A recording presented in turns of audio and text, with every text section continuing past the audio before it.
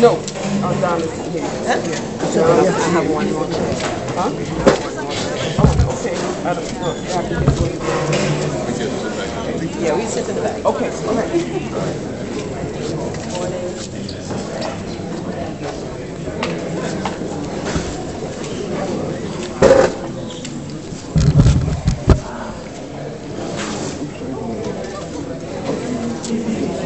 I know you are. As long as you bent with me, not here. Don't speak.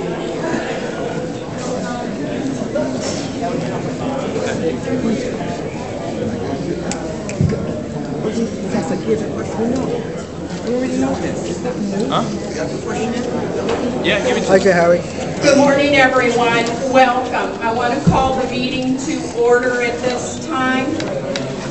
If you would please stand for the invocation, Marshall God with living waters.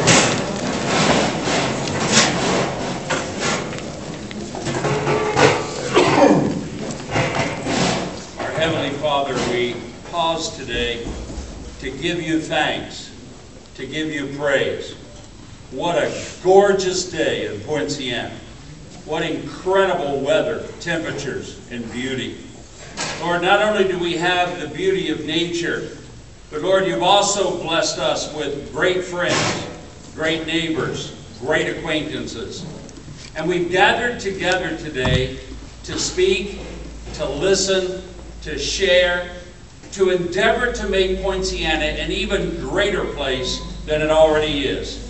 Thank you for the abundance of your blessings in our individual lives, in our families, and in our communities. Now bless us today with the spirit of wisdom and peace. In Jesus' name we pray. Amen. Amen. If you'll stand remaining, please, for the pledge. I pledge allegiance to the flag of the United States of America and to the republic for which it stands, one nation, under God, indivisible, with liberty and justice for all. Thank you. Mark, would you please do roll call? Nortima State. Here. Peter Jolly. Sergio Martinez. Here. Linda Cotrima. Dan Young. Victor Destrans. Present. Tony Iorio. Present. John Perez. Present. Melissa Barroso. Present. Chair Lady, we have the floor. Thank you. I will now turn the meeting over to our chairperson who will conduct the meeting, Mr. Tom Slayton with the Larson Group. Thank you, Mr. President. Excuse me, please. At this time, I'm going to go ahead and ask that the Madam law Chairman. enforcement officer... Madam Chairman, I object. You're the chairman of the board. It's your responsibility to chair the meeting. Mr. Jolly, ma'am. we made the motion at the last meeting to allow Mr. Slayton to chair the meeting. So we are going to actually move forward on that at this time. I still object, and I want the record to show that I object counsel of chairing the meeting. This is a board meeting. He's not a member of the board of directors. Thank you, Mr. Jolly. Your objection is noted. At this time, I'm going to ask that the sheriff's deputies present approach so that they can read a statement before we proceed with the rest of the meeting. What?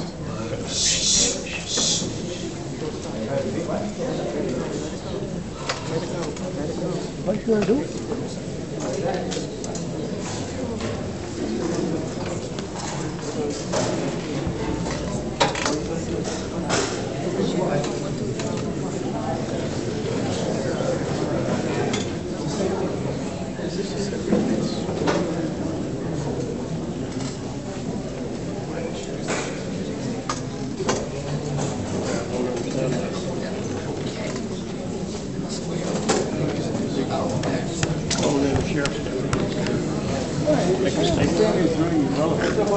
Did he say, I can't speak of the sheriff. Annette, did he begin the sheriff? The sheriff's going to make an announcement. You know what? This is no, the sheriff's gonna make an announcement. This is not protocol. Is that protocol? No, it never happened before.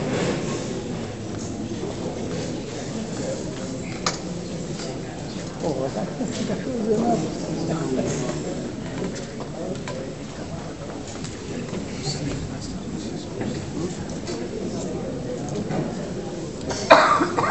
Excuse me if I may, about this thing about the sheriff's department coming up here making a statement. The last time that was done, I spoke to Captain Connolly, and he said that will not happen again.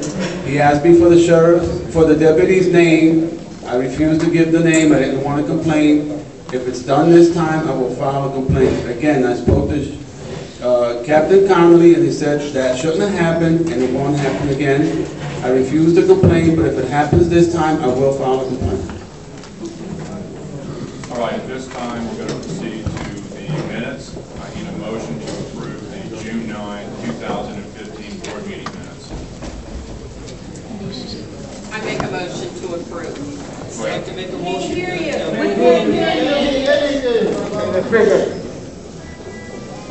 do I have a second? Second. Second. I'd like to make a motion. Second.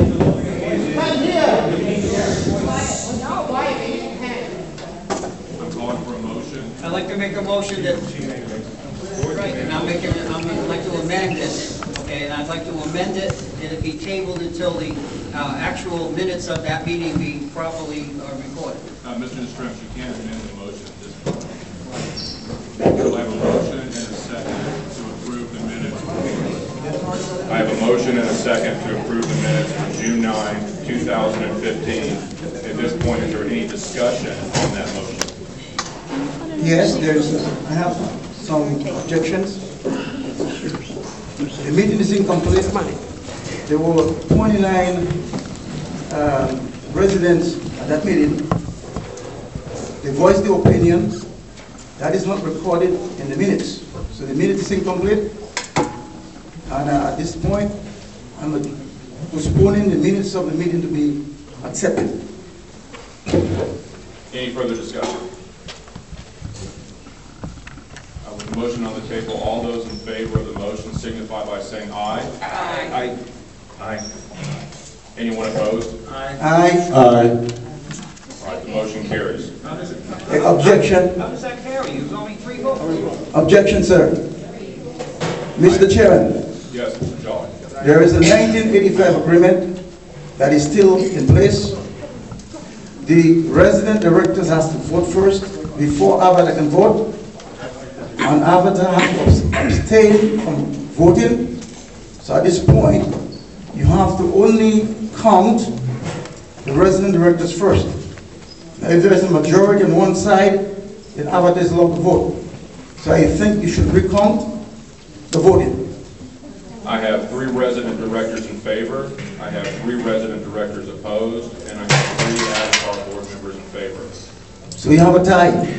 So, Mr. Jolly, to address your point, on August 31st of this year, a court addressed this particular point, and in paragraph 13 of the court's order ruled that the Avatar votes to break the tie at the August 3 meeting resulted in changing legal counsel from past legal counsel to this firm. And as a result of that recognition from that August 31st written court order, the Avatar board members can break ties. And as a matter of fact, Avatar board members have broken ties in the past. It's just never been addressed until you all raised it at the court hearing.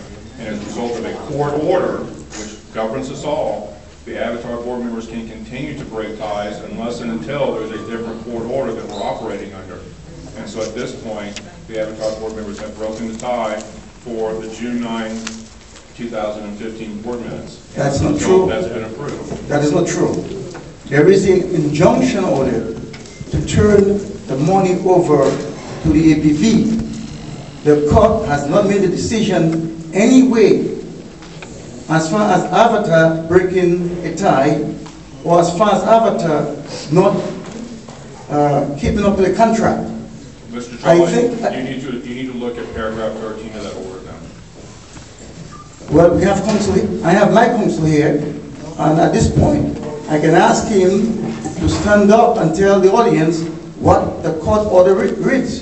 Mr. Jolly, I'm counsel for the association, not your... No, you're not my counsel, sir, I'm sorry. And Mr. Jolly- Slayton, can we please move on to approving the next board minutes, please? I'm calling for a motion to approve the August 3, 2015 special board meeting. Do I have a motion? I make a motion to approve. I'd like to make a motion that the approval for the August 3rd meeting be postponed until such time as an accurate transcript of the meeting can be made. I second the motion. The motion to approve minutes of August 3rd. Ms. McStay, your motion was heard first. I have a second from Linda Contrivo. At this time, is there any discussion? Yes, this should not be approved because it's not a full and accurate account of that meeting, sir. The meeting lasted over an hour and something. You only have 2 pages. Where is the rest of the information? Mr. Chairperson, call the question, please. At this time, all those in favor of approving the August 3, 2015 board minutes signify by saying aye. Aye. Aye. All those opposed? Opposed? Aye. Opposed? Sorry, Mr. Jolly, was it an aye or opposed? I opposed. Thank you. All right, at this time, we have a vote of 6-3 in favor of approval. The next matter is the August 31st, 2015 board minutes, the special board meeting. Do I have a motion to approve the August 31st, 2015 board minutes? I make them, go ahead, I Linda. motion we approve the August 31st meeting minutes. Do I have a second? I second. And I'd like to make a motion that we table this till a later time and have the accurate information in there. All right, well, I have a motion and a second to approve the minutes. Is there any discussion? The minutes are not complete, sir. They need to be updated. And I second that motion, Mr. Destrom. Any other discussion? The motion on the floor right now is to approve the August 31st board meeting minutes. All those in favor say aye. Aye. Aye. Aye. Anyone opposed? Opposed? Opposed? Opposed. That motion carries by a vote of 6-3. The next item on the agenda is a presentation from First 100. One second, Mr. Chairman. There's a few minutes, board meeting minutes missing. We had a scheduled board meeting on August 11th, 2015. It's not included in the package. There's also a scheduled board meeting August 25th. It's not in the package. So what are they? Could you repeat that, Mr. Jolly? August 11, 2015, there was a scheduled board meeting. August 25th, 2015, there was another board meeting. I don't see any minutes here as part of the package. Where Mr. is it? Jolly, as you know, there was no quorum for those meetings. But it was a scheduled meeting. We had a meeting. We're here to approve minutes of meetings where you would have a quorum in order to create minutes of a meeting. So are you having a kangaroo board meeting or are you having a board meeting for the residents? Thank you, Mr. It seems to Jolly. me that this whole thing is one-sided. If you have already made decisions, why bring us here to sit in the board meeting? Mr. Jolly, at this time, the next item on the agenda is the First 100 presentation. Mr. Bloom?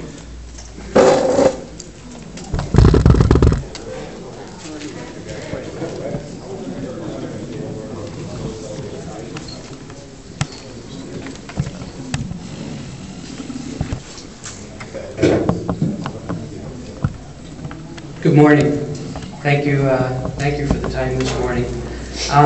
We asked for a few brief minutes to accomplish a few things. One, we wanted to provide an update on our experience so far since we entered into a relationship with the association. And secondly, we want to explore further extending that relationship and contributing to the financial health of this community. To date, Of the 3,417 accounts with which we were entrusted, over 1,555 of those deemed uncollectible have been actually monetized and collected, leaving us about 1,862 accounts. This information was prepared for a board meeting about 2 months ago, so there's been a little more activity, and it is dynamic. Our company has written the association a check for $1,325,859 at the inception of the relationship. Our first collection attorney tendered $111,658. The next attorney, $40,000, and the current attorney, $56,000. Again, as of 2 months ago, for a total realized by the association of $1,534,259 to date since we started our relationship.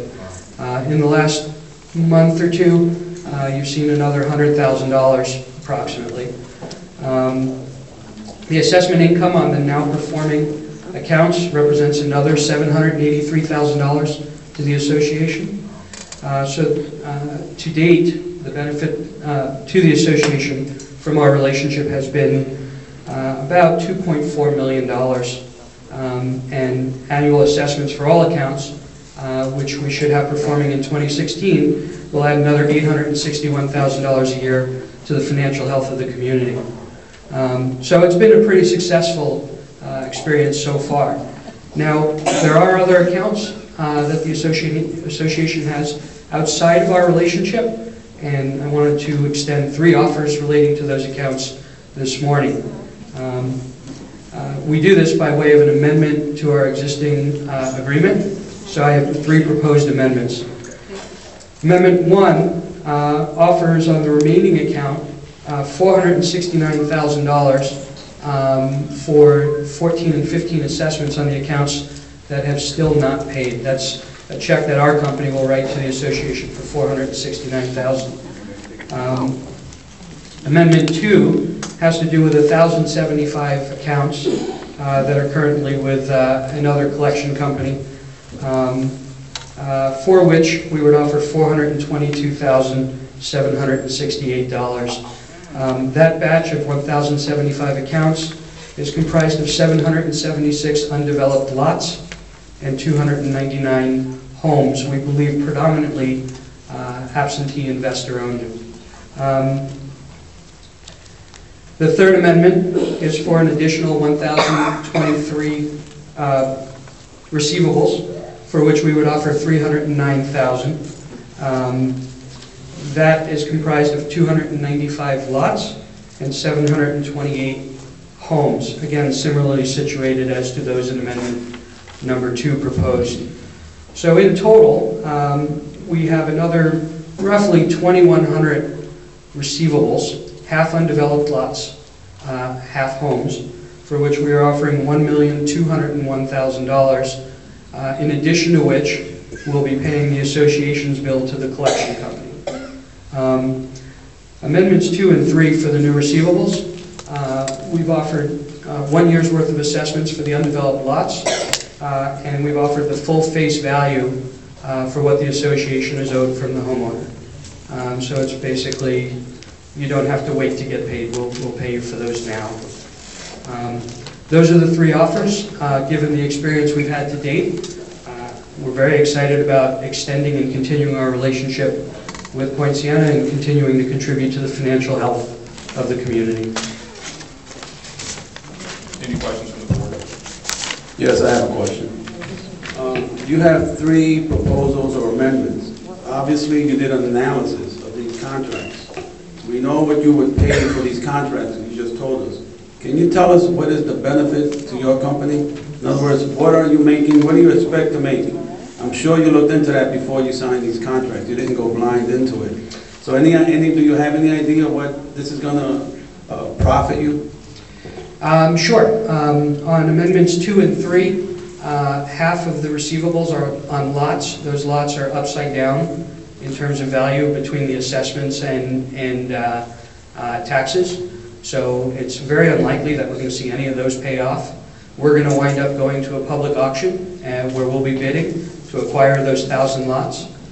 We have a construction partner, a builder, who has offered to, if the association would contribute land, they will build a 30,000 square foot facility to manufacture homes which would be developed and built on those 1,000 vacant lots. So we'd be able to build out those 1,000 lots and slowly introduce them into the marketplace. On the 1,000 homes, we expect some will pay off. Our experience, again, with the homes that make it to us they're primarily absentee investors, usually out of state, that are upside down in equity. So they could have a $125,000 home against which they have a $200,000 mortgage, and they've made the financial decision to rent it out, keep the rents, and not pay the association, mortgage, taxes, insurance, anything. And it's a practice called rent stripping, and we believe that the majority of these homes are in that situation. Or they're vacant, and the vacant homes generally wind up occupied by squatters, or they're used on occasion for things like marijuana grow houses. We get these properties through sale, and when we take the properties back, we rehabilitate them, we remediate them, repair them, bring them to standard with the CC&Rs of the community. And then we go and negotiate with the bank to address the mortgage. Okay, I don't know if you answered my question. On the first proposal, just on the first proposal, you're proposing to pay $469,000. Am I correct? Correct. Okay, so you're not going into this to lose money. My question is, what do you expect back from this? Is there a bottom line figure that you have, or you just don't know what you're going to get back? I know you're not in this to lose money. I'm trying to find out how much will you make. You've done, from what you explained, you've done an analysis, you looked into it. What are you going to make out of this? How much? I mean, maybe I'm not addressing you correctly. I just want to know, what are you making on this first proposal? If they're paying you $469 and expecting to make back $10 million, $11 million, what are you expecting to make? It's hard to know. If all of the receivables pay off, then we'll get $938,000. If none of the receivables pay off, then we're going to wind up owning houses, but we own the receivables against them anyway. Those houses are upside down in equity, so we don't have any equity in the houses. We'll generate some cash flow as we negotiate with the banks to buy the mortgages.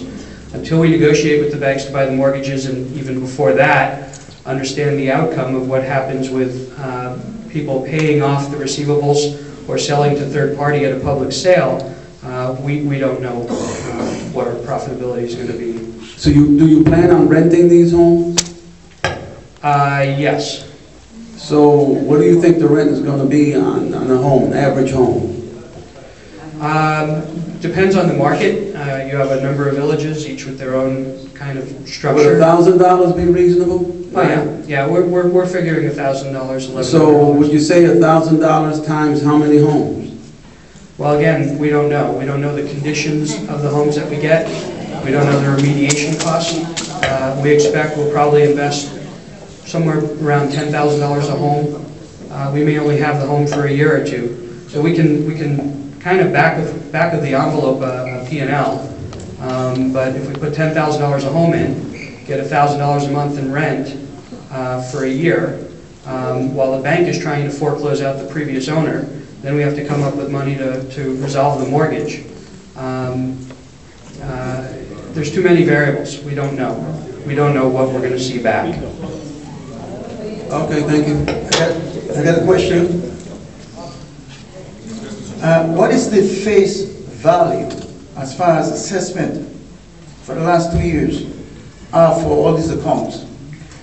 The assessments due are $938,448. You're giving us $1.2 million for $988,000, is what you say? I'm asking for the face value as per assessment for these 4,000 accounts. Okay, there's 2,000 accounts, not 4, right? Well, there's 2,000 in the new ones. There's 2,000 old ones that we own as well. So you're addressing all three proposals at once? Right. Okay. We offered $469 for 938 in face in the first proposal. Then we offered $422 for 1.57 in face. 3/4 of that is vacant land, which is never going to pay off because it's upside down. And then we offered $309 in the third proposal for 345 in face. 1/3 of that is vacant land. So you're looking at approximately $3 million, over $3 million, maybe close to 4. Just under $3 million in face. So we are selling the bad debt 30 cents to the dollar. Is that what you said? Is that what you're telling me? Approximately. You're selling uncollectible debt. I understand that. So we're giving up over $2 million whereby we can have an in-house collection department, spend about $200,000 and try to get money back. Instead, we're selling it at 30 cents to the dollar. Now, is that a good business? Is that a good business operation for this association? Or are we trying to sell the homes of the people who probably can even afford it, but they can try? Let's give them a chance and give them a payment plan. Instead, we are selling the homes away. Big homes on 30 cents to the dollar.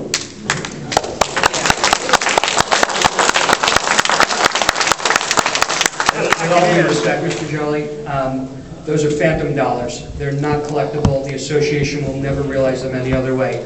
Nobody with a lot that owes twice what the lot is worth is going to pay thousands of dollars in assessments. As far as what you're describing, the owner-occupied primary residences, we're very sensitive to those. We work with people who live in the homes, bending over backwards to try and accommodate them. We do payment plans all the time. How do you work with them? We do payment plans all the time when requested. We have 6-month, 12-month, even longer terms, depending on the amounts. We work to keep people in their homes. The homes that make it to us, the homes that we wind up dealing with, are the ones where you have an out-of-state investor that's rent stripping a property and is not paying their assessments, expecting their neighbors to pay for them. And I don't think people want to subsidize the bank-owned properties. I don't think people want to subsidize the out-of-state investors that are taking out but not putting into the community. Well, this question I'm going to ask the FSR. When you did your budget last year and year before, you were aware of the delinquencies for these lots and these homes. Yet you continue to put these homes who are non-financial or delinquent into your budget, and you have done the same thing this year. Ain't you over-exaggerating on the budget so that you can collect more money from the residents of Point Siena by charging them 5% management fee on something that does not exist? Based on the information that Mr. Rowe just provided. The question is... Please let him speak. Okay. Again, based on the information that Jay just offered the association, numbers